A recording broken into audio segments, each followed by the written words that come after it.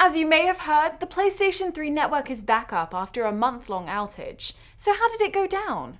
The entire network was down while Sony investigated the attack. Individual PS3s were unable to play certain games or even stream Netflix.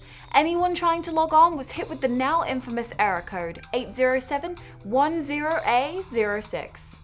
So, how did it go down? About a month ago, the PlayStation Network database was broken into by hackers. Over 77 million user profiles, including names, addresses, and credit card numbers, were stolen. Sony identified Anonymous as being responsible for the attack after finding a message left inside its database saying, "We are Legion."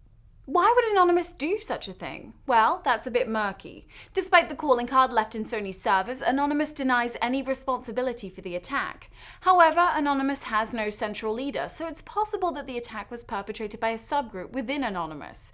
It's very likely, however, that it's related to the recent attack Operation Sony, which went down like this. In late 2010, the PS3 was jailbroken by hacker George Hotz, who previously made a name for himself by jailbreaking Apple's iPhone. Then, in January 2011, Hotz was sued by Sony, who claimed Hotz violated the Digital Millennium Copyright Act's provision against the circumvention of copyright enforcement software. Hotz said in his defense that his jailbreak was intended to promote homebrew software development, not circumvent copyright, something which is allowed by the DMCA. During the trial, Sony was granted permission by a federal judge to subpoena the IP addresses of everyone who visited Hotz's blog, presumably to establish jurisdiction, but it's possible that Sony was fishing for cause to sue the individuals that downloaded Hotz's program. Outraged by this violation of privacy, Anonymous perpetrated several DDoS attacks on Sony's servers, only days prior to the break into Sony's database. It would have been interesting to see how the case would have played out had it gone to trial, but alas, Hotz and Sony settled out of court. It is, however, ironic that the attackers seemingly retaliated against privacy violation with more privacy violation. Perhaps their goal is bigger than the theft of data.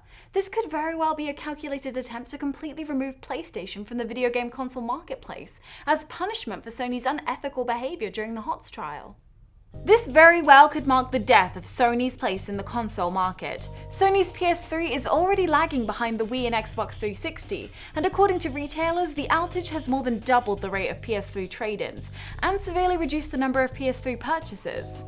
With Nintendo's recent announcement that it intends to reveal its follow-up to the Wii at E3 in June, Microsoft and Sony are under pressure to follow suit. However, Sony may have a hard time selling anyone on a PS4 after such a massive fail with its PS3.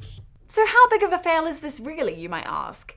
Pretty big. 77 million users were affected by the attack. For comparison, the I Love You worm only affected 45 million users. The attack is so bad that Sony is being questioned by concerned government leaders from around the world. How could this have been avoided? First of all, Sony could have encrypted its data. The data was stored in plain text, which is just irresponsible. Even amateur blogs encrypt their data these days. Secondly, they could have responded to the attack faster. It took over 2 weeks for Sony to confirm that an attack even happened. And third, they could have resolved the network outage faster, or at least have designed the PS3 to retain more of its functionality without access to the PlayStation Network. Those points are mentioned on a $1 billion class action lawsuit filed against Sony, where the plaintiff claimed Sony was negligently sloppy in its data protection efforts, and asked, if you can't trust a huge multinational corporation like Sony to protect your private information, who can you trust?